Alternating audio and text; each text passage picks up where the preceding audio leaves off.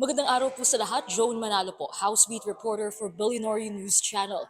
Ngayong araw ay formal nang na-refer sa House Committee on Justice ang dalawang verified impeachment complaint laban kay Pangulong Bongbong Marcos dito sa Kamara. Una na nga rito ang nauna ng impeachment complaint na inihain ng abogadong si Attorney Andre De Jesus at inendorso ni Pusong Pinoy Party List Representative Jet Nisay.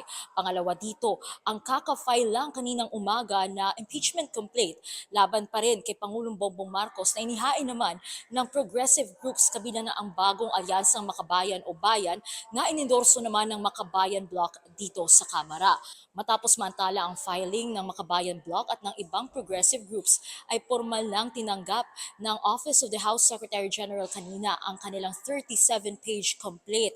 Kanina ay present na rin si House Secretary General Sheloy Garafil na mismong tumanggap ng kopya ng kanilang reklamo. Matapos ang kanilang successful filing kaninang umaga, ay personal din na dumulog ang Makabayan Bloc at ang mga complainants sa tanggapan ni House Speaker Bogie D para ipagbigay alam na naisumite na nga nila itong kanilang complaint. Kanina rin ay napag-usapan nila sa isang dialogo kung ano nga ba ang mga nilalaman ng kanilang reklamo laban kay PBBM. Ang grounds for impeachment nga nila ay ang betrayal of public trust dahil may kinalaman umano ang Pangulo sa malaking corruption scandal na kinasasangkutan ng flood control scandal at ito nga ang 2025 national budget. Mayroon din silang tinatawag na BBM parametric formula kung saan ito raw ay isang systematic top-down approach ng plunder o pandarambong na isinagawa umano ng Pangulo.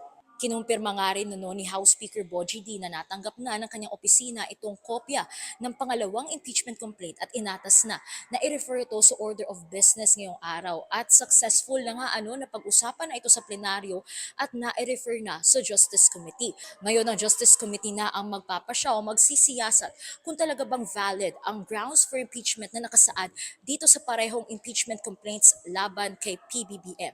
Kaya yan ang aabangan natin sa mga susunod na araw. Aasahan din natin na magsisimula na ang mga hearing ng Justice Committee para pag-usapan itong dalawang impeachment complaint laban sa Pangulo. At yan ang muna ang pinakahuling balita mula dito sa Batasang Pambansa. Manatiling nakatutok sa Billionaire News Channel for more updates.